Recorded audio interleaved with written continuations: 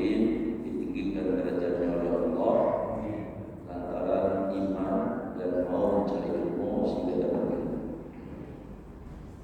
Wa qala Nabi sallallahu alaihi wasallam, inna Allaha, sesungguhnya Allah, wal malaikatu, dan seluruh malaikat-malaikatnya,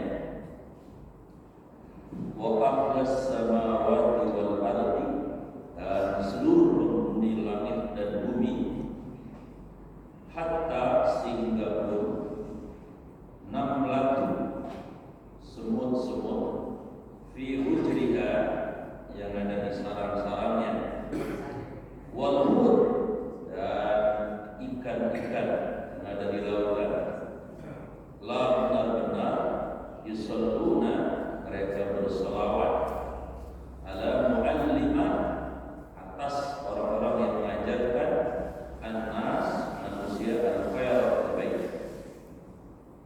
Jadi sekarang juga kita sedang diberi sholawat oleh Allah. Artinya Allah sedang mengampuni kita.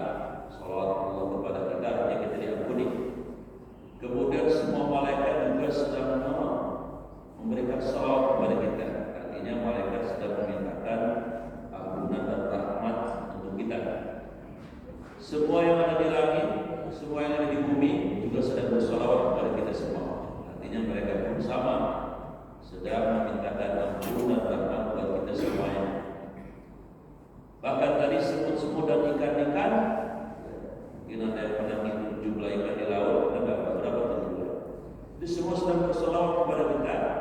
Artinya mereka pun sedang memintakan ampunan dan memintakan rahmat buat kita. Buat orang yang mau mengajarkan ilmu dan mau mendengarkan atau belajar tentang ilmu, insyaallah. Jadi kita agak lama di masjid ini taklim, tapi luar biasa ya salawat-salawat yang diberikan kepada kita. Wa qala Nabi ayat man kharaja fi talabil ilmi fa huwa fi sabilillah hatta yarji. Siapa yang keluar dari rumahnya dari mana saja, rumah diri di majelis itu seperti ini, maka di mata Allah dia sedang berjihad sampai nanti pulang atau selesai. Jadi kita pagi ini juga diberi hadiah, yaitu pahala jihad ilmu yang lebih mahal dari dunia dan seluruh isinya, insyaallah. Wa qala aidan man salaka tariqan yaltamisu fi ilma sahallallahu lahu tariqan ilal jannah. Siapa yang mencari jalan guna mencari ilmu, maka dia Allah akan mudahkan jalannya menuju surga. Mudah-mudahan semua jamaah yang hadir ini kalau nanti mudahkan jalannya ke surga, maksudnya hisabnya mudah, siratnya mudah, ampunannya juga mudah, sehingga cepat menuju surga, insyaallah. Amin ya rabbal alamin. Waktu DKM yang saya muliakan, saudara pengurus, Pak Haji Sukma, senior kita semua, para sesepuh yang tidak sebut saya satu persatu, jamaah ibu sekalian, hadirin hadirat yang Allah muliakan. Tema pagi ini mohon izin adalah pentingnya memahami nasab, sehingga kita paham yang disebut dengan mahram dan yang disebut dengan ipar. Ya, sebab ada film judulnya Ipar Itu Maut. Ternyata berdasarkan hadis dari sahabat Ansor Yasir bin Amr ya, ketika dia bertanya kepada Rasulullah, afara'aita al-hamwa ya Rasulullah, Nabi, menurut pendapat Anda ipar itu apa Nabi? Kira-kira gitu. Qala, dijawab oleh Nabi, alhamu, ipar itu al-maut, kematian. Maksudnya apa? Kalau kagak hati-hati urusan ipar, ini bisa mematikan hidup rumah tangga orang, bahkan saudara kandungnya sendiri kalau kagak hati-hati. Itu maksudnya ipar itu mau. Dan film ini udah ditonton 4 juta orang lebih. Bintangnya antara lain Mahendra, Mikhail Zudin, Davi Karamoy, dan yang lain. Mungkin ada yang nonton ya. Pernah nonton deh film? Kayaknya lupa ya. Karena nonton demo kemarin ya di DPR ya. Nonton mahasiswa demo. Kemudian saya akan bicara tentang mahram dulu. Apa itu mahram? Mahram itu artinya yang haram dinikahi. Kalau muhrim apa muhrim? Kalau muhrim dari kata ahrama yuhrim, muhrim orang yang pakai kain ihram. Jadi kalau gitu yang benar bagaimana? Yang benar mahram bukan muhrim. Itu sama aja kalau saya lihat di WA suka ada yang nulis husnul khotimah, itu KH-nya malah di awal. Itu enggak pas. Yang betul itu husnulnya di depan dari kata hasanah, husnul baru khotimahnya KH-nya yang kalimat yang kedua husnul khotimah. Atau kadang-kadang di WA ada tulisan barakallah, saya pernah lihat pakainya Q, barakallah, enggak pas. Karena tulisannya barokah pakainya kaf. Baik betul barakallah pakai kaf. Baik, jadi mahram itu adalah yang haram dinikahi. Ada berapa mahram itu? Ayat 2. Ayat 2. Pertama namanya mahram mu'abbad, yaitu yang haram dinikahi mu'abbad dari kata abad, selamanya kagak boleh dinikahin. Nah yang kedua ada mahram mu'aqqad, mahram yang sewaktu-waktu boleh dinikahi.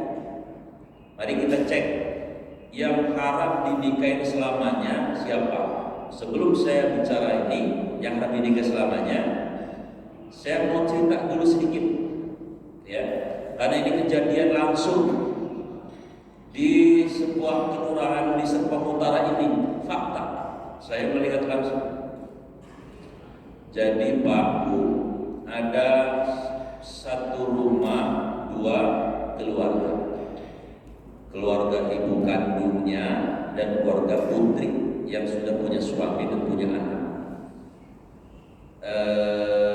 Kamar mandinya bareng-bareng, dapurnya bareng-bareng, istilahnya cuma rumah disekat aja. Nah kemudian si bapaknya pergi pagi pulang sore kerja. Dia sendiri anak perempuannya ya kalau pagi keluar ya, kalau tidak salah dia juga dagang ya. Maka yang tinggal di rumah itu ibu kandungnya sama suaminya yang belum kerja tetap, jadi sering di rumah. Anaknya kecil-kecil ya di rumah, itu kadang-kadang sama bapaknya. Singkat cerita, ya namanya juga manusia biasa, tempat salah lupa, setan berjenggot ya. Di surat Al-Hijr ayat ke-940 kan setan bersumpah iblis pada walau biyannahum ajma'in illa ibadaka minhumul mukhlasin. Iblis bersumpah di hadapan Allah, Tuhan, pokoknya anak cucu Adam akan kami sesatkan, akan kami gelincirkan, akan kami tarik-tarik agar menjadi teman kami di neraka itu. Itu sumpahnya iblis. Terus juga kita punya hawa nafsu. Terus peluang juga ada. Sehingga singkat cerita, mertua ibu kandungnya yang perempuan itu berzina dengan menantunya laki-laki. Ini kejadian nyata di Serpong Utara ini.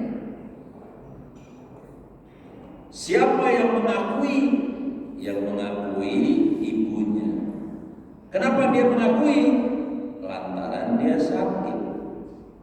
Sebetulnya sih belum tua-tua amat ibunya, ya kira-kira umur 58 kan udah 58, 59, 60-an segitu kan belum tua amat ya. Sakit dia. Karena dia sakit mungkin menanggung beban psikologi yang berat. Kalau dia nggak ngaku kan jadi dosa yang luar biasa. Udah dosa jinahnya, dosa mengkhianati putri kandungnya, dosa mengkhianati suaminya ada. Hanya dia ngaku karena sakit ya.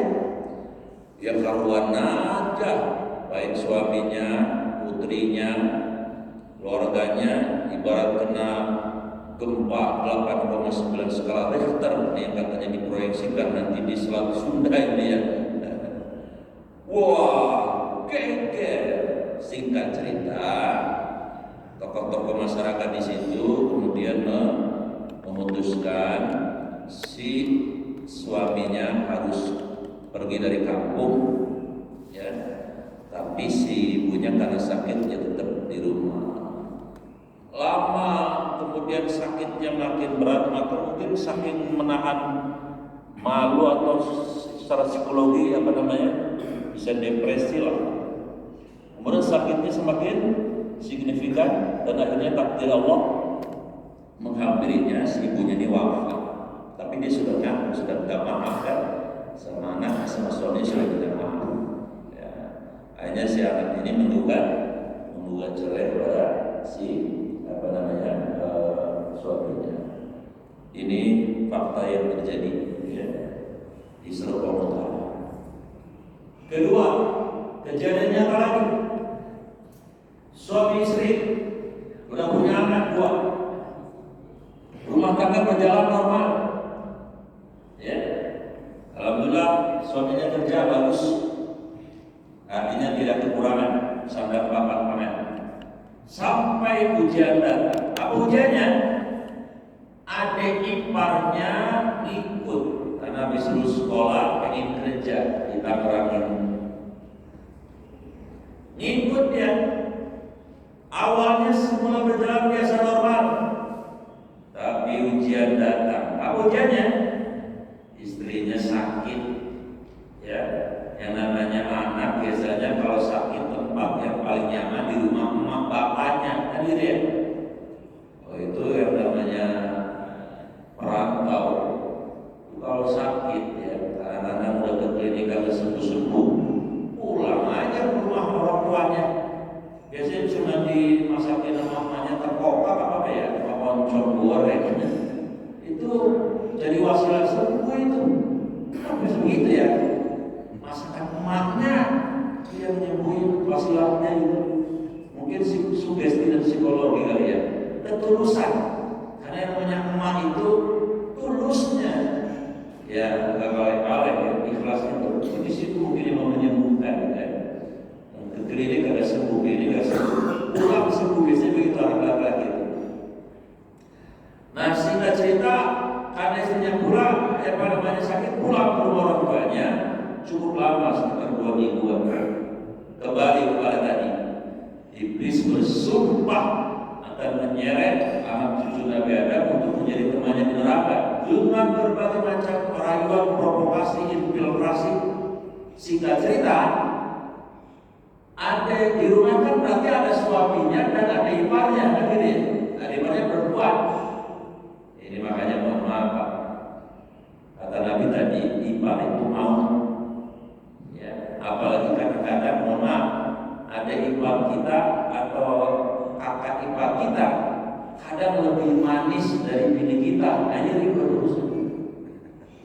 Sampai ketawa tuh, apa banget ketawa?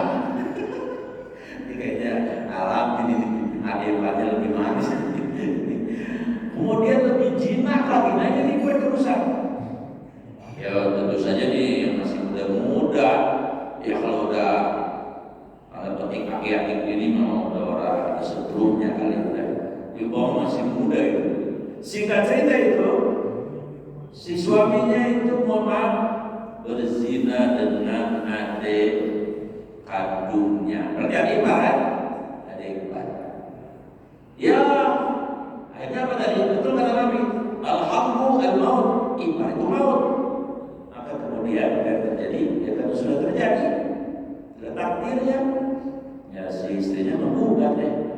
Hidup rumah tangga yang tadinya normal biasa pecah gara-gara ipar yang tidak hati-hati. Makanya Nabi memesan Pokoknya apapun dasarnya, sebisa mungkin jangan pernah tinggal serumah dengan ipar, baik adik ipar, kakak ipar, bibi, istri dan sebagainya. Gak boleh, bukan gak boleh, diupayakan jangan serumah.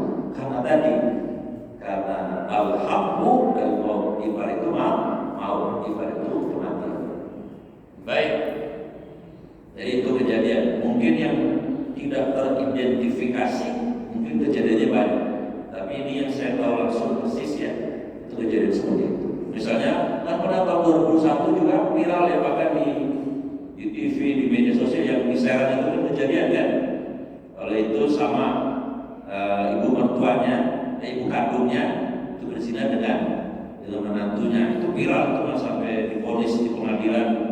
Ibunya diponis 8 bulan, kemudian suaminya diponis 9 bulan dan berhubungan cerai. Jadi mungkin banyak kejadian ini. Nah, kenapa ini bisa terjadi? Ya, itu sebab pertama tentu saja tadi karena manusia adalah punya hawa nafsu. Yang kedua, karena setan 24 jam akan terus menggelincirkan kita manusia.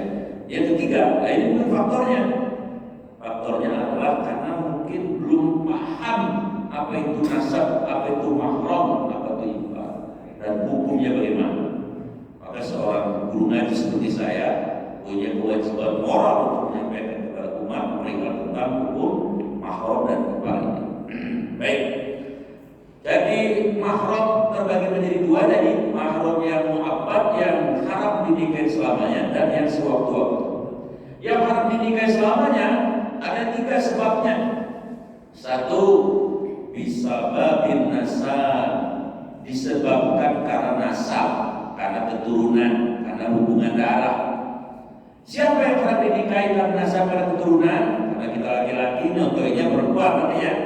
Ibu berarti laki-laki, contohnya harusnya. Pertama adalah ibu kandung saya. Saya contohin saya sendiri aja dah. Saya haram menikahi ibu kandung saya.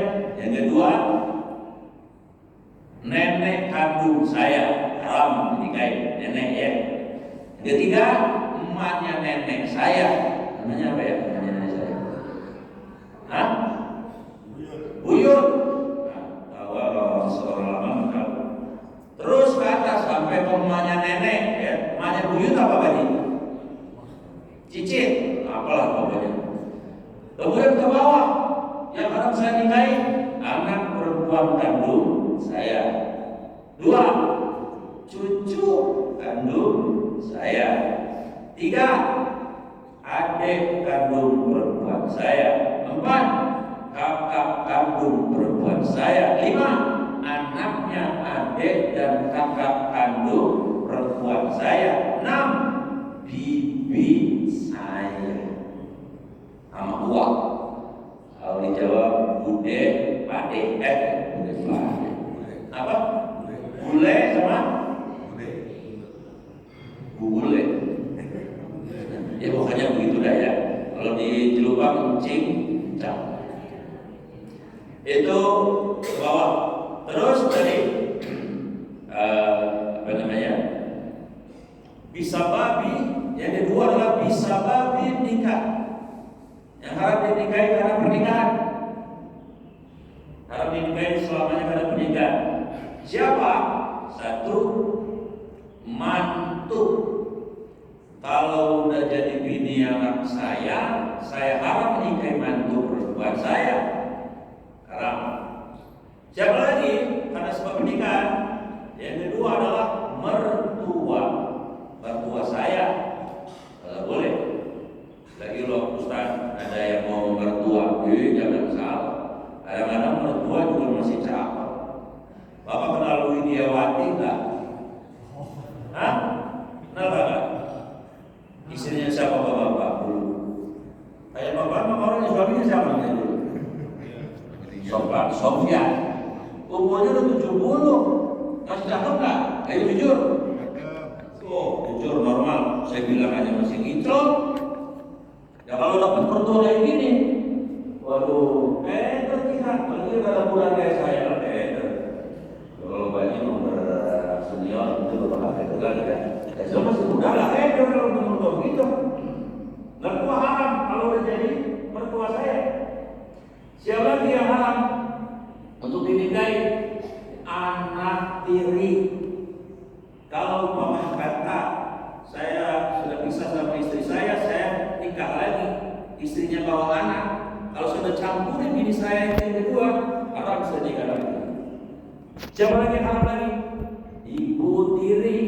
Bapak saya pisah sama mama saya, terus nikah lagi. Terus bapak sayanya wafat, terus materi saya masih ada, malah cakap lagi. Ya nggak boleh, saya haram nikah dengan ibu tiri. Materi ibu tiri. Kemudian siapa? Besan. Itu juga. Ini disebabkan karena pernikahan. Ayat ketiga, bisababi radha'ah, disebabkan karena persusuan. Ini juga haram selamanya. Ya. Di surat Al-Baqarah 233 tentang persusuan Allah berfirman. Dan ini untuk para ibu-ibu, langsung Allah yang memberikan guidance, bukan Nabi lagi. Apa kata Allah? Wal walidatu, hendaklah para ibu muslimah yurdina, menyusui auladahunna, anak-anak mereka, haulaini, 2 tahun, kamilaini, yang sempurna, li, untuk man, siapa ibu yang ayyutim maradha'ah, yang mau menyempurnakan persusuannya. Jadi langsung Allah tuh kasih tahu ke ibu-ibu, kalau nyusuin 2 tahun, ibu-ibu berapa nyusuinnya dulu? Kalau orang tua zaman dulu mah kadang-kadang malah lebih, ada yang 3 tahun, ada yang 5 tahun. Teman saya PSD, kan blow-on-nya nggak keturunan. Kebanyakan nyusu kan mereka. Kalau kurang boleh, ya cuman kadang-kadang ya alternatifnya kalau kurang apa? Ya biasanya ibu-ibu zaman sekarang nyusunya kemana Pak? Nggak ke sapi. Makanya kadang-kadang ada kejadian itu bayi nangisnya bukan oh tapi iya separuh sapi. Ini mati maka baik, kembali. Jadi sesuatu itu haram. Nah, saudara sesuatu itu haram. Siapa saja? Pertama, saudara sesusuan, walaupun bukan nasab kita. Dengan catatan kata Imam Syafi'i dan Imam Ahmad, nyusunya 5 kali. Kalau udah 5 kali, jadi saudara sesusuan kita. Ya misalnya saya waktu bayi, emak saya punya tetangganya perempuan, punya anak perempuan, saya laki-laki. Anaknya tetangga itu nyusu ke emak saya, atau saya nyusu ke tetangga saya. Maka anaknya tetangga emak saya itu saudara sesusuan saya. Haram saya nikah sama dia. Walaupun dia tetangga, mungkin tetangganya bukan orang satu suku, mungkin dia orang Kalimantan dan sebagainya. Itu saudara sesusuan. Tapi 5 kali. Tapi rasanya sih sekarang udah hampir nggak ada ya. Kalau zaman dulu kan banyak itu. Ya, belum ada pabrik, belum ada kerja-kerja yang pagi-pagi pun. Dulu kan tetangga ya itu kayak nggak ada sekat zaman dulu itu. Kadang-kadang anaknya yang lagi nangis, yang main brengkos bayi disusuin. Zaman dulu mah begitu. Sekarang sudah nggak ada. Yang jelas saudara sesusuan walaupun tetangga, kalau udah 5 kali maka dia haram dinikahi oleh kita. Yang kedua, sama, ibunya saudara sesusuan haram dinikahi. Siapa lagi? Kakak adiknya saudara sesusuan haram dinikahi. Siapa lagi? Bibi maupun uak saudara sesusuan haram dinikahi. Siapa lagi? Anak saudara sesusuan haram dinikahi. Sama dengan nasab yang tadi yang awal. Nah, jadi gini. Ini fakta tarik sejarah ya. Saya mau nanya nih, yang bisa boleh duduk di situ, makan duluan, udah digelarin stikernya. Siapa paman Nabi yang paling muda ya? Yang bisa boleh makan duluan, kalau bang, tahu nggak? Paman Nabi yang paling muda siapa? Jangan terlalu rendah hati apa? Jawab. Siapa namanya? Oh ya udah, orang sini rendah hati semua saya tahu ya. Tapi memang bedanya tipis, rendah hati sama Haidar memang ada tipis bedanya. Hamzah namanya. Hamzah itu bedanya dengan Nabi cuma beberapa tahun saja, gitu ya. Kan di kehidupan kita juga kadang-kadang ada Pak, bibi sama ponakan kadang-kadang bedanya gak jauh-jauh amat, ada kan? Ada, gak usah jauh-jauh. Kakak saya pertama perempuan umurnya 64 tahun. Nah anaknya si anak pertamanya umurnya 42. Adik saya yang ke-9, anak saya, mas saya anaknya 9, anak yang paling bontot itu umurnya 44. Jadi cuma beda 2 tahun bibi sama ponakan anak pertama kakak saya itu. Nah, ya Nabi kayak gitu sama Paman Hamzah. Nah, waktu bayi Nabi kan disusuin sama siapa? Sama siapa? Sebelum Halimah, Suwaibah. Suwaibah itu siapa? Itu budaknya Abu Lahab. Abu Lahab itu nama aslinya Abdul Uzza, istrinya Arwa, ya, binti Umayyah. Nah, Suwaibah ketika ibu Nabi melahirkan, ibu Aminah, itu dia lapor sama majikannya Abu Lahab. Tuan katanya, ponakan tuan lahiran katanya, udah lahir. Abu Lahab kan girang banget. Coba lihat, apakah ponakan saya ini laki atau perempuan? Dicek lagi. Alhamdulillah, belum alhamdulillah ya, belum masuk Islam. Tuan ponakannya yang lahiran laki-laki. Wah, itu si Abu Lahab jejingkrakan saking girangnya. Persis kayak Benyamin S dalam film Sidul itu ketika Sidulnya jadi tukang insinyur, kan jejingkrakan dia. Orang kampung, anak gua jadi tukang insinyur. Oh, jejingkrakan, girang banget. Abu Lahab girang banget. Saking girangnya sampai-sampai Abu Lahab apa? Kalau bahasa kita mah bersyukur ya. Gua pengen bersyukur sama Tuhan, lu gua merdekain Suwaibah. Saking bersyukur, saking senangnya, saking girangnya, lahir ponakan laki-laki mana cakep. Akhirnya Suwaibah ponakan budaknya itu dimerdekakan. Memerdekakan budak mahal, Pak, harga ontak bisa 50 juta lebih. Nah sehingga Abu Lahab itu walaupun dia kafir, orang kafir kan di neraka selamanya kalau udah mati. Tapi dia kalau hari Senin, tapi kabarnya hari Senin itu kagak disiksa, diangkat, dapat dispensasi dari siksa. Lumayan Pak, dari seminggu 1 hari kagak disiksa, kan lumayan. Ya. Karena apa? Karena seneng girang ketika ponakannya itu Nabi Muhammad lahir. Nah, logika saya mengatakan begini Pak, kalau Nabi Abu Lahab saja cuma seneng atas kelahiran Nabi, dapat dispensasi lepas dari siksa 1 hari, apalagi Pak Ibnu yang tiap sholat baca sholawat. Betul nggak Pak Ibnu? Kalau sholat baca sholawat kan,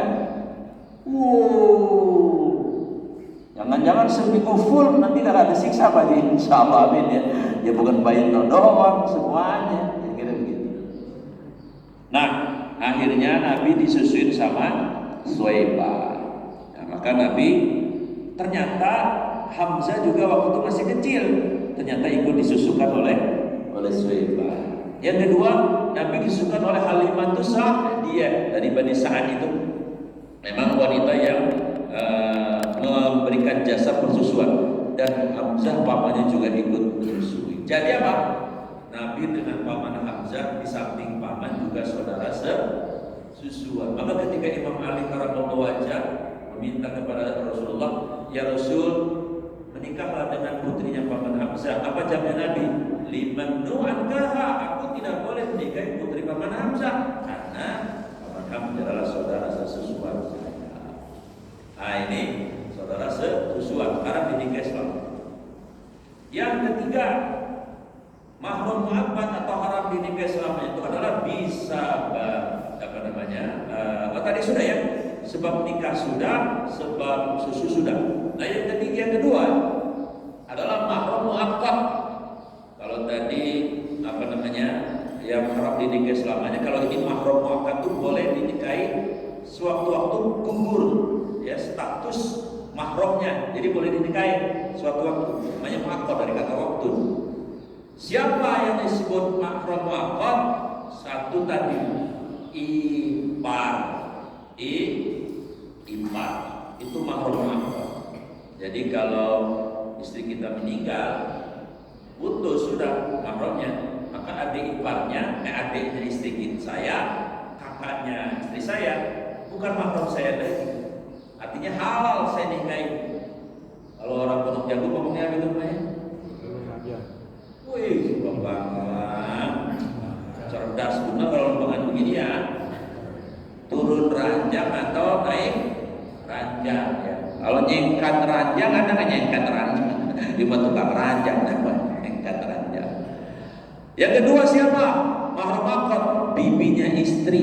Jadi kalau bini kita tinggal nih, putus sudah, bibinya bini boleh kita nikahi. Ya, itu namanya mahram muakkad, ipar. Ya. Baik. Kemudian yang ketiga, tadi kan mahram muakkad, mahram muakkad. Nah, poin yang ketiga adalah ghairu mahram. Apa itu? Bukan mahram, tapi suka dianggap mahram. Siapa? Pertama, sepupu. Itu bukan mahram. Sepupu apa sepupu halal menikah, boleh. Ya, boleh. Saya punya kenalan di Kapling, pasarannya dulu tahun 91. Itu nikah dengan anaknya mamanya, namanya si Taufik. Dulu terjadi dato, karena saya nganter-nganterin dulu, ingat aja.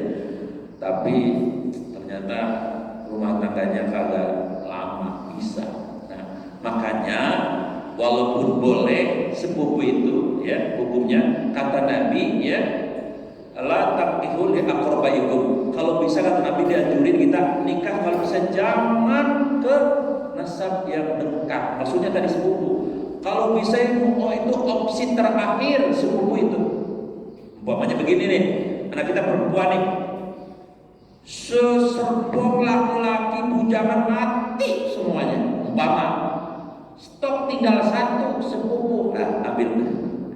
Tapi kalau stoknya masih ada, jangan ambil sepupu. Maksudnya begitu. Walaupun boleh. Sebab apa? Sebab kalau ribut anak kita sesama sepupu, yang berantakan bukan dia saya, keluarga besar bisa berantakan. Itu maksudnya. Jadi walaupun boleh, Nabi menganjurin kalau bisa nikah dengan orang yang jauh, tapi jangan kejauhan. Ini biasanya orang Argentina, lah ribet, cuma ada Grab lagi di sana. Ya kalau orang Pondok Jagung mah pantes-pantesnya Pak, jodohnya 5 C tuh, pilih ya. C pertama Cisauk, cakep. Pondok Jagung Cisauk kagak terlalu jauh. C kedua Cikokol, ya sedang babang ya. Pondok Jagung Cikokol sedang dah. Yang nganter nggak keburu lapar, kan kadang-kadang nganterin besan lapar banget. Belum nyampe masa kita makan, nggak boleh Pak Mali. Saya suka pengalaman begitu tuh. Kalau saya disuruh jadi sambutan atas nama pengantin, udah lapar banget, belum nyampe-nyampe juga. Kata yang tua-tua, Pak Mali Ustaz nggak boleh makan dulu, udah lapar. Kadang-kadang sampai nyolong-nyolong, udah ke lampu misalnya. Nah, Cisauk, Cikokol sudah, ya Pondok Jagung cocok yang C ketiga, apa? Ciputat, ya. Kalau nggak Ciputat, Cipondok. Satu lagi C-nya Cimone. Nah, itu pas tuh. Jauh kagak, deket kagak, gitu. Nah, jadi apa namanya? Sepupu itu tidak mahram. Kenapa tidak mahram? Karena Nabi mempraktekkan sendiri. Nabi mempraktekkan sendiri. Nih, pertanyaan kedua kuis. No, mumpung tikar udah digelar, yang bisa boleh tikar ibu udah boleh makan itu ya, nggak apa-apa dah ya, nggak apa-apa ya, namanya juga emak ya. Pertanyaan kedua, ya. Anak angkatnya Nabi namanya siapa? Siapa? Zaid, cakep. Siapa? Makan dulu siapa? Zaid bin Harisah, iya kan? Zaid bin Harisah. Nah, pertanyaan kedua, biar konkret. Zaid bin Harisah naik nikah sama siapa? Ya, keder berarti gak jadi dari situ dah. Nikah sama wanita bangsawan cakep lagi. Namanya siapa? Zainab binti Jahsi. Jahsi itu bapaknya. Zainab binti Jahsi. Emaknya namanya Umaymah. Umaymah itu siapa? Binti Abdul Muthalib. Berarti kakeknya Nabi. Nah, ceritanya begini. Nikahlah Zainab dengan Zaid yang ngelamar Rasulullah langsung, yang memfasilitasi. Tapi ini ada perbedaan yang cukup jauh. Zainab cakep bangsawan, Zaid dulu bekas budaknya Ibunda Khadijah yang disediakan untuk Rasulullah. Jadi ada perbedaan status sosial yang disparitasnya jomplang. Makanya memang Nabi menganjurkan juga kepada kita nih, kalau menikah itu ada namanya sepupu gitu ya. Tahu sepupu Pak? Ada kesetaraan gitu lah ya, namanya sepupu. Biasanya sepupu itu menyangkut 5 hal. Para ulama mengatakan 5 hal. Pertama, asyaklu, bentuk fisik. Jadi kalau anak kita laki-laki nggak ganteng-ganteng amat, ya jangan. Kemudian kalau bisa dianjurin, lu jangan demen sama Amanda Manopo, kejauhan lu, ya. Bang dalam mana-mana bukan? Buruk baik itu yang cakep banget itu Manopo. Nah, kenapa? Karena pasti ada yang ngomongin nanti kalau udah nikah. Begitu habis nikah kan jalan-jalan tulis pengantin ya. Orang-orang pada ngomong, tuh anaknya Ustaz Gubron punya pelet apa ya? Kalau dia ganteng-ganteng amat dapatnya Amanda Manopo, giring-giring gitu. Kan gak enak ngomong gitu ya, punya pelet apa? Nah, yang kedua, sepupu itu adalah dalam urusan apa? Mal, harta. Anak kita laki-laki jangan macarin anaknya Pak Abu Rizal Bakri, jangan. Kalau bisa mah, ya terlalu jauh gitu ya, terlalu jauh. Ya walaupun boleh, nggak ada larangan boleh, ya. Tapi terlalu jauh, ya. Nanti kalau lagi berantem, gak enak kalau diomongin. Emang lu bawa apa? Lu mau bawa kancing doang? Nyesek banget gue bilang gitu ya. 3, sepupu itu dalam urusan al-hurmah. Apa al-hurmah? Status sosial jabatan, ya. Anak bapak laki-laki, ya, jabatan bapak RT. Ada RT nggak di sini? RT ada kan? Mana RT? Ya. Mantan RT ada kan? Kalau gitu saya mantan RT ya. Saya anaknya misalnya, anak saya laki-laki kan, terus pengen jodohnya anaknya Pak Wahidin Halim, gubernur, ya kejauhan. Ya kalau RT mah impalanya ya RW dah, paling mentok lurah, RT, lurah itu juga mentok. Ya kalau nggak RW Jaro gitu kan. Ini gubernur kejauhan, kira-kira begitu. Walaupun boleh nggak apa-apa, walaupun boleh. Atau sepupu itu maknanya yang kelima adalah an-nasab, keturunan. Umpama anak bapak laki-laki, kalau bisa sih jangan demen anaknya Sultan Jogja, dia mah darahnya biru. Darah anak bapak apa? Pink. Kalau masuk angin pink gitu, kejauhan. Nah jadi apa namanya, anak angkatnya Nabi Zaid nikah dengan wanita bangsawan cantik, sehingga rumah tangganya tidak lama. Setelah cerai dengan anak angkatnya, Nabi dikasih tahu sama malaikat Jibril, kasih tahu begini, Muhammad, ya itu Zainab sebenarnya dari remaja itu sukanya sama ente, cuman dia mah perempuan kagak berani ngomong. Kan perempuan mah kalau demen gak berani ngomong Pak. Lain sama bapak waktu muda, la ilaha illallah, baru dapat orang Ciseeng, itu se-RW udah tahu semua, baru lancong pertama. Itu laki-laki biasanya. Kalau perempuan mau enggak, akhirnya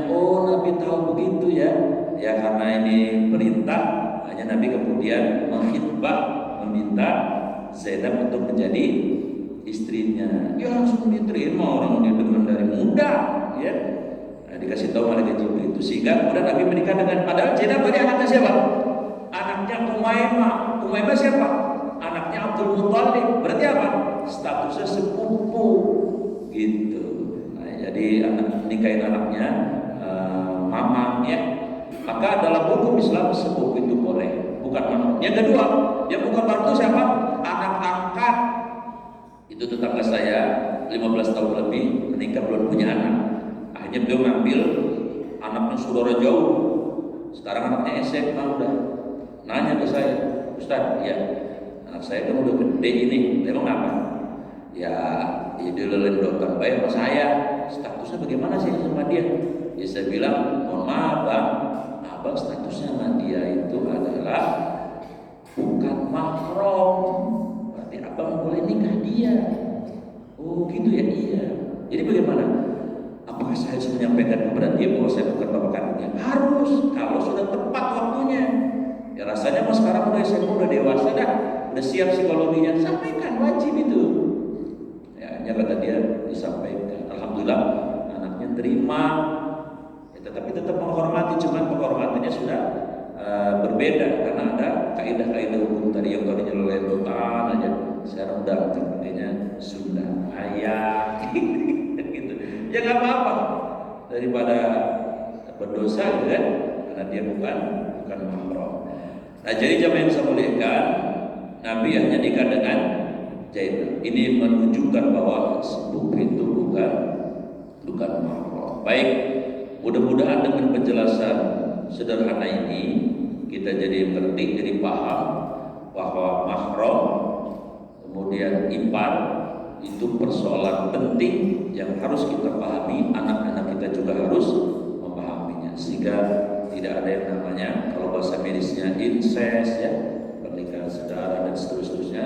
Dan itu mudarat pasti, baik dalam perspektif agama maupun dalam perspektif medis, bahkan perspektif sosial. Semoga bisa dipahami. Amin ya rabbal alamin. Baik, siapa yang mau menggantikan Pak Jaman? Kayaknya nggak ada ya. Oh ada Pak Haji. Biasanya debes ya. Yang pertama nanya Pak Jaman. Waalaikumsalam. Sekarang ini kan banyak muda, banyak ibu muda.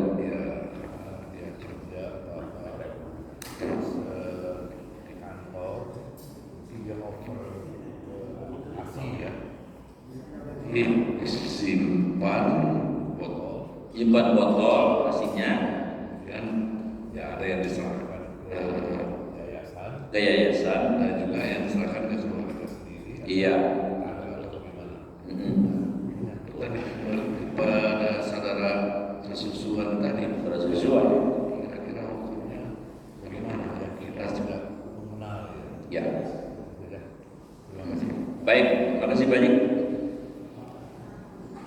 Memberikan ASI kepada umumnya anak manusia ya.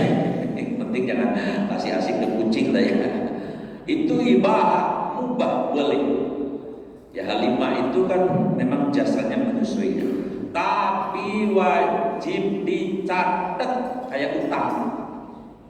Misalnya tadi kerja susunya banyak, terus dimasukin ke kulkas ya, kasih ke lembaga atau institusi yang menampung, kudu dicatat namanya, ibu siapa namanya, alamatnya di mana. Nanti yang diberi oleh ibu ini siapa, catat juga. Kalau kagak dicatat, ya ampar-amparan urusan nanti nasab. Maka wajib seperti orang hutang aja, sebenarnya orang hutang itu harus dicatat. Ya. Kadang-kadang kita mau ya sama teman lagi lo pakai catat saja, tapi sepuluh dicatat. Sebab orang bisa lupa, ya bisa ada yang wafat dulu dan sebagainya. Begitu aja Pak teknisnya, yang penting dicatat. Insya Allah aman.